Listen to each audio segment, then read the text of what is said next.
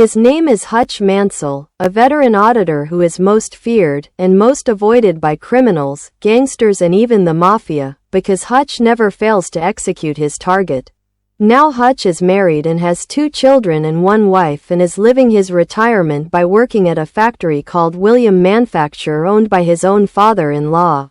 Hutch goes through his daily routine with exercise, breakfast, work, go home. And what annoys him is that he always misses the garbage truck, which makes him often nagged by his wife Rebecca. One night when they were all asleep, Hutch was surprised by his house being entered by a thief. Hutch, who found out about it, secretly called the police, but apparently the thief had already caught him. And that's where Hutch saw the tattoo on the thief's hand.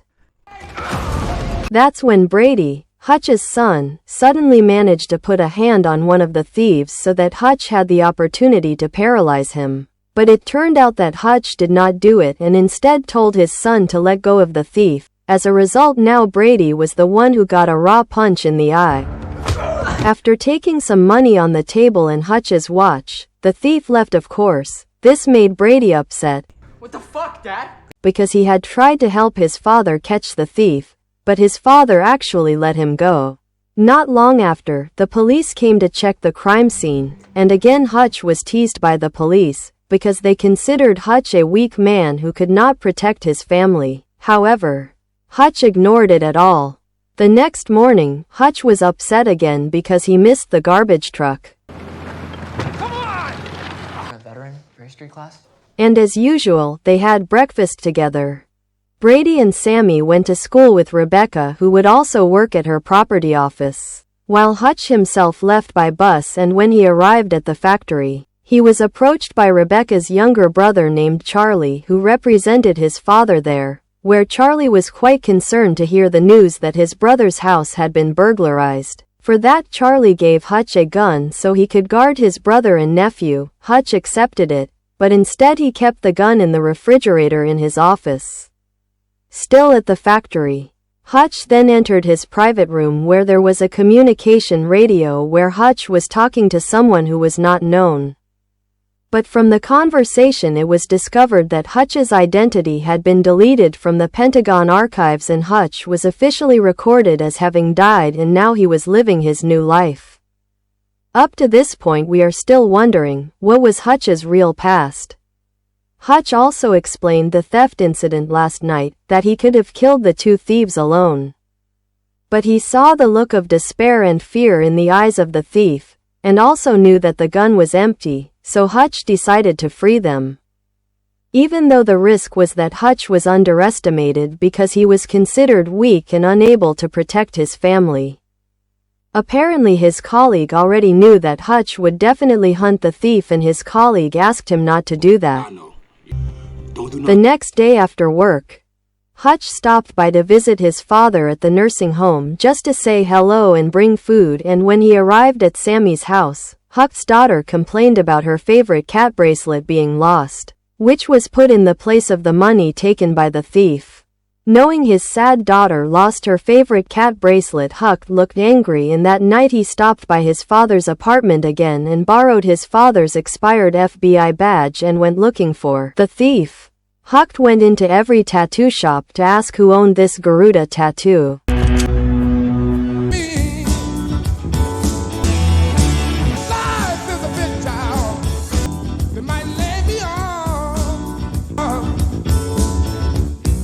Hutch went into every tattoo shop to ask who owned this Garuda tattoo. He arrived at one of the tattoo places. When he asked who the owner of this tattoo was, the guard did not want to tell him and instead was going to beat Hutch along with some thugs there.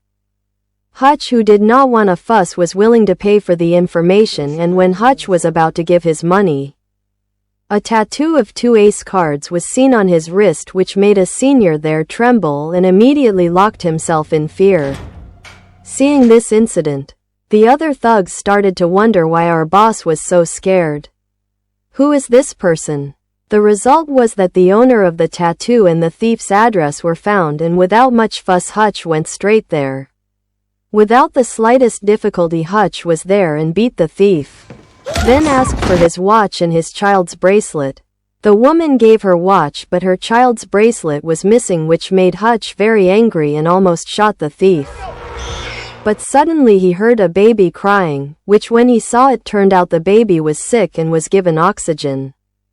Hutch suddenly felt sorry and could not bear the condition of the two thieves and immediately left and vented his anger by hitting the wall. By riding a night bus, Hutch intended to go home.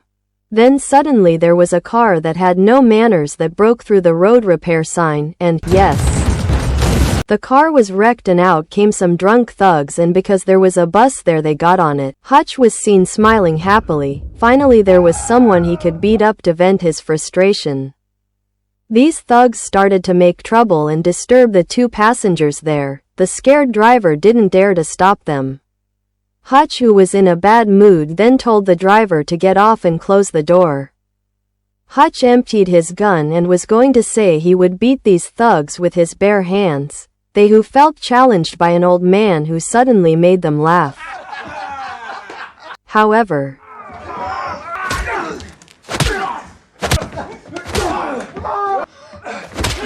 the 5 thugs were battered and so was Hutch. He was even thrown out but and back to the bus, then told this girl to get out and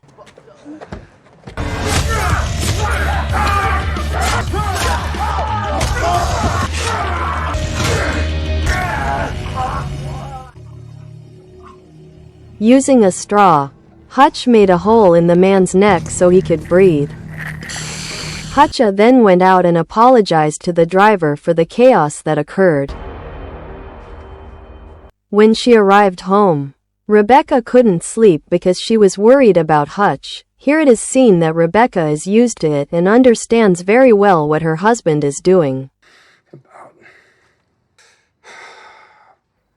The story continues at a night entertainment venue where we will be introduced to a big mafia boss from Russia named Julian.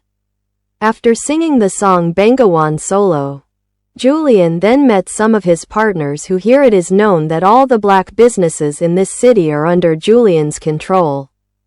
And that's when Yulain received a call asking him to go to the hospital immediately. Apparently the man who was beaten by Hutch on the bus earlier was Teddy, Julian's younger brother, who as a result of the fight Teddy suffered permanent disability. Julian was very angry, then came and threw a chair at his brother's personal bodyguard because he was considered incompetent in guarding his brother. Added to that, it turned out that his opponent was only one person and that was old. And when asked who the old man was, they didn't know and only got a credit card belonging to Hutch. The next morning at breakfast, Hutch suddenly gets a call from his colleague who says that the person he beat up on the bus is Julian's younger brother, the biggest mafia boss in the city. And the colleague tells Hutch to meet someone called the barber. After work, Hutch immediately met the barber, who as the name suggests, worked as a barber to get information about who Julian Kuznetsov was. Here it is known that Julian is a sociopath from Russia who has a crime network throughout the world, is notoriously cruel and very dangerous. He has also committed embezzlement of pension funds in cash and many other major crimes, which in essence Hutch is currently in big trouble. Meanwhile, Julian is also looking for the identity of Hutch who injured his sister. Initially his staff only got data that Hutch was just an ordinary civilian. But Julian was not sure Hutch was an ordinary person, and finally this staff asked for data from one of his acquaintances in the archives department at the Pentagon, which finally obtained data that Hutch was the most feared auditor, which made the staff who worked for Julian afraid and asked to quit right away. At that time Julian ordered his men to catch Hutch alive.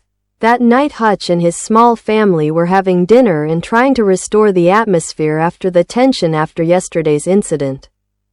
While happily chatting about vacation plans to Italy, Hutch suddenly saw several suspicious cars outside his house. Realizing the danger, Hutch immediately told everyone to go into the basement, which immediately scared his wife and children, and not long after,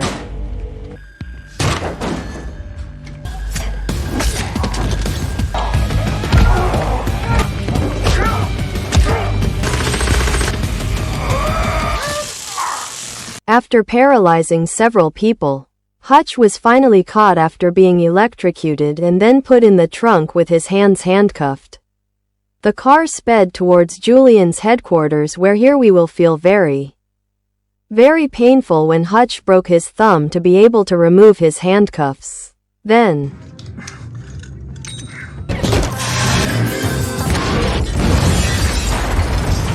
the car lost control after Hutch sprayed the fire extinguisher in the car. Hutch finally survived while all of Julian's troops died. By running, he returned to his house and witnessed the destroyed house, and called his father to be on alert because Julian would definitely come to his father.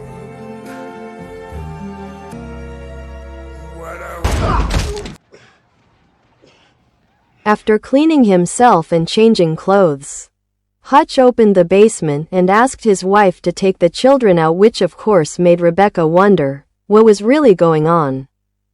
But here Hutch only said that this was the last time he asked his wife to obey.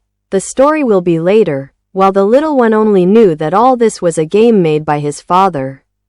After it was quiet, Hutch then took some gold bars in his safe and burned his house. He also left by taking his neighbor's car, because he suspected that his private car had been fitted with a tracker or even a bomb. Hutch then came to the factory and bought the factory with the gold he had, which of course was immediately approved by his in-laws. There Hutch began to prepare weapons and traps in the factory and then began to launch his very reckless action by coming to Julian's headquarters, where Hutch began to kill his men, burn all his money, and finally Hutch even went into the entertainment room and watched Julian singing. Hutch's presence there surprised Julian. This guy dared to come alone to my headquarters. But Hutch was not that stupid. He went there empty-handed, but in his hand there was a bomb with high explosive power that just had to be pulled. There Hutch asked Yulia to make peace. Let's forget what happened and don't try to bother him again, but Julian did not accept it because Hutch had destroyed all his assets. Hutch only said that it was all retribution for daring to come to his house and to his father.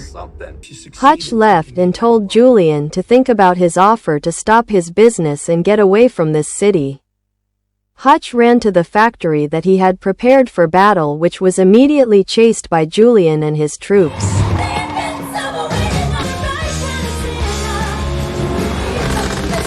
Upon arriving at the factory, a gunfight immediately broke out.